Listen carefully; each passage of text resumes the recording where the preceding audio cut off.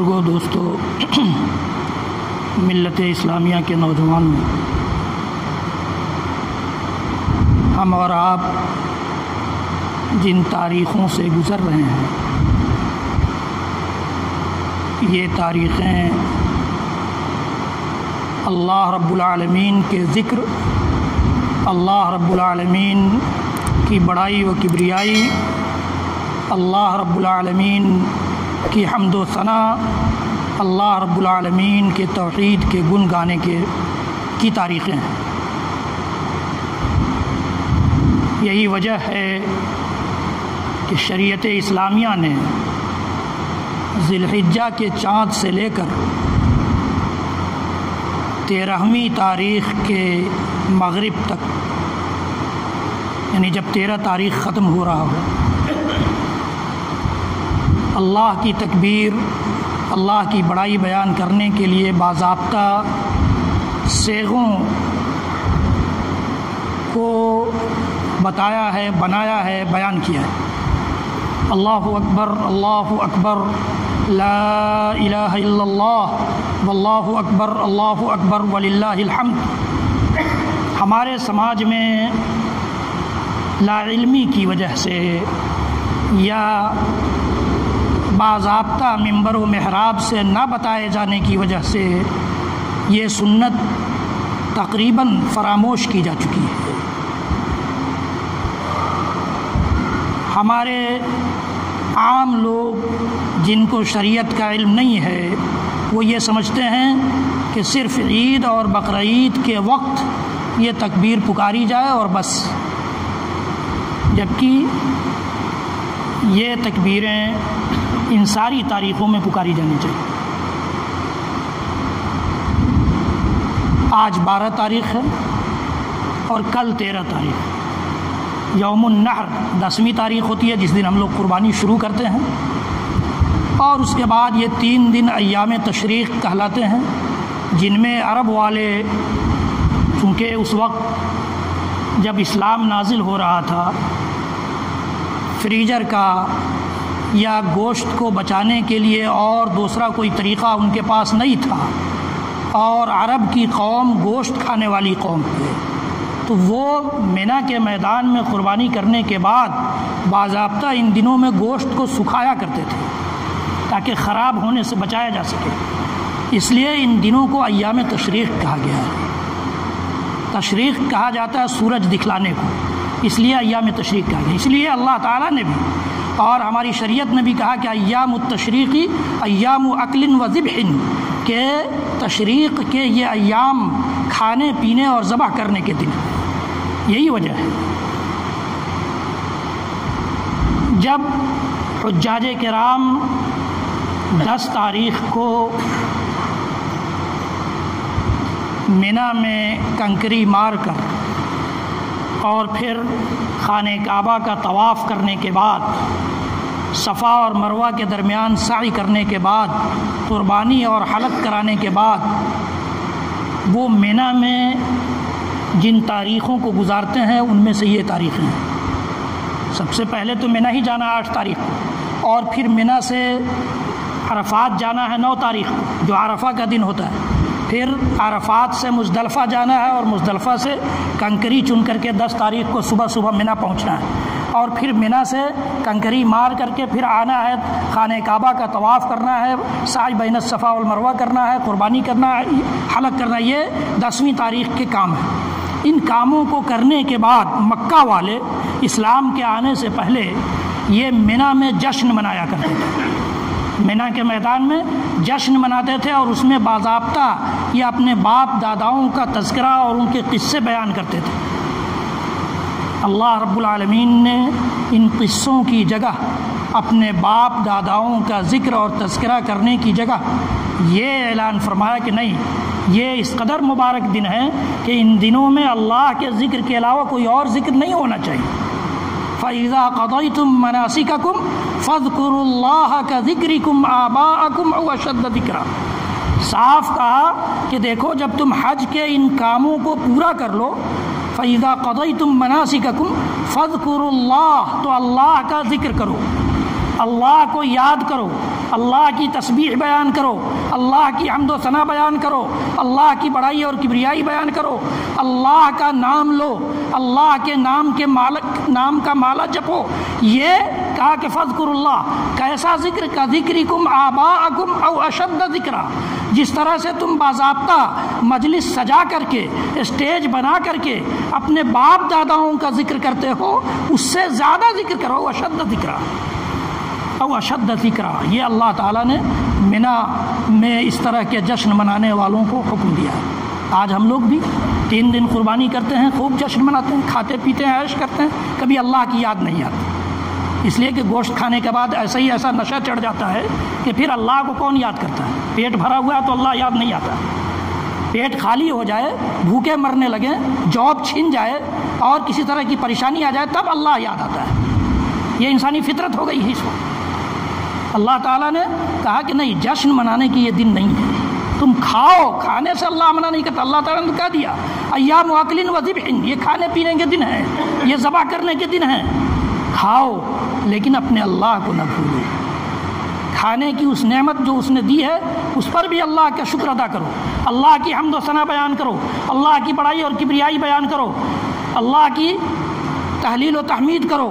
یہ اللہ رب العالمین کہہ رہا ہے کذکرکم آباءکم واشد ذکرا فمن الناس من یقول ربنا آتنا فی الدنیا۔ لوگ 2 طرح کے ہیں دنیا میں، ہمیشہ رہے ہیں، شروع سے جب سے انسانیت بس رہی ہے اس چپے ارضی پر، تب سے لے کر قیامت کی صبح تک 2 طرح کے لوگ رہے۔ ایک قسم ان لوگوں کی ہے جو صرف دنیا بٹورنا جانتے ہیں، دنیا کی ہوس ان پر سوار ہے، دنیا کا بھوت اس طرح سے سوار ہے، وہ حلال حرام کی تمیز کیے بغیر چاہتے ہیں کہ دنیا ان کے پاس جمع ہو جائے، دنیا ان کے قدموں پر نچھاور ہو جائے، یہ ان کی چاہت ہوتی ہے، ان کی خواہش ہوتی ہے۔ ایسے لوگوں کی آرزویں کبھی پوری نہیں ہوتی، وہ مرتے دم تک، آخری سانس تک ان کی خواہش یہی ہوتی ہے، ان کی آرزو یہی ہوتی ہے، ان کی تمنا یہی ہوتی ہے۔ تو اللہ تعالیٰ نے اس حقیقت کو بیان کیا یہاں سورہ بقرہ کی آیت میں، فَمِنَ النَّاسِ مَن يَقُولُ رَبَّنَا آتِنَا فِي الدُّنْيَا۔ لوگ ایسے بھی ہیں جو کہتے ہیں کہ ہمارے رب ہمیں دنیا سے نواز دے، وَمَا لَهُ فِي الْآخِرَةِ مِنْ خَلَاقٍ۔ اللہ رب العالمین نے ایسے گروہ اور ایسی قسم کے لوگوں کو وارننگ دی ہے کہ جو لوگ صرف دنیا کے چکر میں پڑے ہوئے ہیں، دنیا جمع کرنے کے چکر میں پڑے ہیں، ان کی آخرت میں کوئی حصہ داری نہیں، ان کے لیے آخرت میں کوئی حصہ نہیں ہے۔ وہ ہستی یہ اعلان کر رہی ہے جو دنیا سے بھی نوازتی ہے، آخرت سے بھی وہی نوازے گی، جو دنیا بھی سنوار دے گی، آخرت بھی سنوار دے گی، جو جس قدر اپنے بندوں پر مہربان ہے اور کوئی ہستی، کوئی شخصیت اس قدر مہربان اپنے بندوں پر نہیں ہو سکتی، اس کا یہ اعلان ہے۔ تو وَمَا لَهُ فِي الْآخِرَةِ مِنْ خَلَاقٍ اور وَمِنْهُمْ مَنْ يَقُولُ رَبَّنَا آتِنَا فِي الدُّنْيَا حَسَنَةً وَفِي الْآخِرَةِ حَسَنَةً وَقِنَا عَذَابَ النَّارِ۔ اور دوسرا گروہ، انسانیت کی دوسری قسم ایسی رہی ہے اور ایسی رہے گی جو یہ دعا کرتی ہے، جو یہ کہتی ہے کہ ربنا آتنا فی الدنیا حسنہ، کہ ہمارے رب دنیا میں بھی ہمیں نیکی سے نواز دے، ان نیکیوں کی توفیق دے جو ہماری دنیا کو سنوار دینے کا سبب بن جائے، جو ہماری دنیا کی برکت کا سبب بن جائے، جو ہماری دنیا بنا دینے کا سبب بن جائے۔ وفی الآخرۃ حسنہ، اور آخرت میں بھی نیکی سے نواز دے جو ہماری آخرت کو سنوار دے، جو ہماری آخرت کو بنا دے، جو ہماری آخرت کو بگڑنے سے بچا لے۔ وقنا عذاب النار، اور آخرت کی سب سے بڑی نیکی، سب سے بڑی بھلائی، سب سے بڑی اچھائی یہ ہے کہ تو ہمیں جہنم کے عذاب سے بچا لے۔ دوسرا گروہ یہ، ہمیشہ انسانیت کے یہ 2 گروہ رہے ہیں۔ اسی کو قرآن نے دوسرے انداز میں، دوسرے الفاظ میں، دوسرے مقام پر یہ کہا کہ فریق فی الجنہ و فریق فی السعیر۔ یہی 2 فریق ہیں، ایک جنتی فریق اور دوسرے جہنمی فریق۔ ایک گروہ جنت والا گروہ ہے اور دوسرا گروہ جہنم والا گروہ ہے۔ یہ اللہ تعالیٰ کا اعلان ہے، اولئک لہم نصیب مما کسبوا واللہ سریع الحساب۔ یہ وہ لوگ ہیں، اللہ تعالیٰ ایسے بندوں کی تعریف کر رہا ہے جو کہتے ہیں کہ ربنا آتنا فی الدنیا حسنہ وفی الآخرۃ حسنہ وقنا عذاب النار۔ یہ وہ لوگ ہیں جن کو حصہ ملے گا ان کے کیے ہوئے اعمال، ان کے کیے ہوئے اعمال کا نصیبہ حصہ انہیں دیا جائے گا، انہیں ملے گا. اولئک لہم نصیب مما کسبوا. اللہ کے نبی صلی اللہ تعالی علیہ وآلہ وسلم اکثر و بیشتر یہی دعا کیا کرتے تھے. اما عائشہ صدیقہ رضی اللہ تعالیٰ عنہ فرماتی ہیں کہ کان النبی صلی اللہ علیہ وسلم یکثر فی دعائہ ربنا آتنا فی الدنیا حسنہ وفی الآخرۃ حسنہ وقنا عذاب النار، کہ نبی اکرم صلی اللہ علیہ وسلم اپنی بیشتر دعاؤں میں یہ دعا شامل رکھتے تھے کہ ہمارے رب ہماری دنیا کو بھی سنوار دے، ہماری آخرت کو بھی سنوار دے اور جہنم کے عذاب سے بچا لے. اولئک لہم نصیب مما کسبوا واللہ سریع الحساب، اور اللہ بڑی تیزی کے ساتھ حساب لینے والا ہے. اس کے بعد جو آیت پڑھی گئی ہے اس میں بھی اللہ تعالیٰ نے پھر اسی ذکر کا حکم ریپیٹ کیا ہے. وَاذْكُرُوا اللَّهَ فِي أَيَّامٍ مَّعْدُودَاتٍ، وَاذْكُرُوا اللَّهَ فِي أَيَّامٍ مَّعْدُودَاتٍ، اللہ کا ذکر کرو یہ چند گنے چنے جو دن ہیں ان میں. اس کا یہ مطلب نہیں ہے کہ انہی دنوں میں صرف اللہ کا ذکر کرنا ہے اور باقی دنوں میں نہیں کرنا، نہیں. ایک مومن کی پہچان یہ بتائی گئی ہے کہ الذین یذکرون اللہ قیاما وقعودا وعلی جنوبہم، کہ اللہ کے عقل مند بندے وہ ہیں. اللہ تعالیٰ نے عقل مند بندوں کی یہ خصوصیت بیان کی ہے. ان فی خلق السماوات والارض واختلاف اللیل والنہار لآیات لأولی الالباب الذین یذکرون اللہ قیاما. زمین و آسمان کے رنگ بدلنے میں، اسی طرح سے دن اور رات کے الٹ پھیر میں نشانیاں ہیں ان لوگوں کے لیے جو عقل رکھتے ہیں. عقل کا دعوے دار تو ہر انسان ہے، لیکن جو ان نشانیوں سے عبرت حاصل کرے، جو ان نشانیوں سے اللہ کی توحید کی دلیل اخذ کرے، وہ عقل مند. اللہ تعالیٰ انہیں عقل مند کہہ رہا ہے. اللہ تعالیٰ انہیں عقل مند کہہ. کبھی ہم نے نہیں سوچا کہ یہ دن جو آتا ہے کبھی ہمیشہ دن ہی رہ جائے، رات نہ آئے تو ہم سکون کی نیند کہاں سے لے سکتے ہیں؟ کبھی سوچا ہم نے؟ نہیں سوچا، اس لیے کہ یہ نعمت آسانی سے مل رہی ہے. لیکن قرآن نے سوچنے کی دعوت دی ہے. قل ارأیتم ان جعل اللہ علیکم اللیل سرمدا الی یوم القیامہ من الہ غیر اللہ یأتیکم بضیاء افلا تسمعون. قل ارأیتم ان جعل اللہ علیکم النہار سرمدا الی یوم القیامہ من الہ غیر اللہ یأتیکم بلیل تسکنون فیہ افلا تبصرون. کہا کہ کبھی تم نے غور کیا؟ نبی آپ کہیے کہ تم غور کرو. کس بات پر؟ کہ اگر اللہ تعالیٰ رات ہی رات بنا دے قیامت تک، ان جعل اللہ علیکم اللیل سرمدا الی یوم القیامہ من الہ غیر اللہ یأتیکم بضیاء، تو اللہ کے علاوہ کیا کسی کے پاس پاور ہے؟ دنیا کے سارے معبودوں کے پاس جا کر سر ٹیک کر کے درخواست کرے ساری انسانیت اور کہے کہ اللہ نے یہ رات ہی کا سلسلہ یا کسی نے یہ رات ہی کا سلسلہ کیوں بنا دیا ہے، دن بھی قائم کر دی جائے. اللہ تعالیٰ نے چیلنج کیا ہے، من الہ غیر اللہ یأتیکم بضیاء، کون ہے اللہ کے علاوہ جو اس رات کے اندھیرے کو روشنی سے بدل دے؟ ہے کوئی؟ افلا تسمعون، کیا تم لوگ سنتے نہیں؟ ان آیتوں پر غور نہیں کرتے؟ قل ارأیتم ان جعل اللہ علیکم النہار سرمدا الی یوم القیامہ، اور دن ہی دن بنا دے قیامت تک، رات نہ آئے، رات کی تاریکی نصیب نہ ہو. من الہ غیر اللہ یأتیکم بلیل تسکنون فیہ، کون ہے اللہ کے علاوہ؟ کوئی معبود ہے ایسا جو رات پیدا کر دے جس میں تم سکون کی نیند لے سکو؟ تسکنون فیہ افلا تبصرون، کیا تم لوگ سمجھنے کی صلاحیت کھو چکے ہو؟ یہ اللہ رب العالمین نے کہا. تو یہ ان ساری تبدیلیوں میں جو موسم کی تبدیلی ہے، دن اور رات کی تبدیلی ہے، دن کبھی بڑا ہو جاتا ہے، رات چھوٹی ہو جاتی ہے، رات بڑی ہو جاتی ہے، دن چھوٹا ہو جاتا ہے. آنن فانن میں ہم دیکھتے ہیں کہ ابھی دھوپ تھی اور بادل آیا اور برس گیا. یہ ساری چیزیں ہمیں یہ بتاتی ہیں کہ اس سارے نظام کو چلانے والا صرف ایک رب ہے، ایک معبود ہے جو اس کو ڈیل کر رہا ہے، ورنہ کئی معبود ہوتے اس کائنات میں، نظام چلانے والے کئی ہوتے، تو پھر اس طرح کا سکون کے ساتھ نظام نہیں چلتا. ایک ادارے کے کئی ذمہ دار بن جائیں تو آپ جانتے ہیں کہ اس ادارے کا کیا حال ہوتا ہے. یہ تو پوری کائنات کا سسٹم ہے، پوری کائنات کا سسٹم ہے. تو اللہ تعالیٰ نے ان چیزوں پر غور کرنے والے کو عقل مند قرار دیا ہے. یہی لوگ عقل مند ہیں. اور یہ عقل مند کیا کرتے ہیں؟ یذکرون اللہ قیاما وقعودا وعلی جنوبہم، یہ اللہ کا ذکر کرتے ہیں کھڑے ہو کر کے بھی، بیٹھ کر بھی، لیٹے ہوئے بھی. ان کی زبان کبھی اللہ کے ذکر سے خالی نہیں رہتی ہے، ہمیشہ ان کی زبان اللہ کے ذکر سے بھیگی رہتی ہے. یہ اللہ تعالیٰ نے، اللہ کے نبی صلی اللہ علیہ وسلم نے فرمایا کہ زبان کہ اللہ کا ذکر کرنے والا ایک زندہ انسان کے مثل ہے، اور اللہ کا ذکر نہ کرنے والا مردہ انسان کی طرف سے. ذکر کی دعوت، اللہ کو یاد رکھنے کی دعوت، اللہ کی بڑائی کبریائی بیان کرنے کی دعوت اللہ کے نبی صلی اللہ علیہ وسلم نے ان الفاظ میں دی.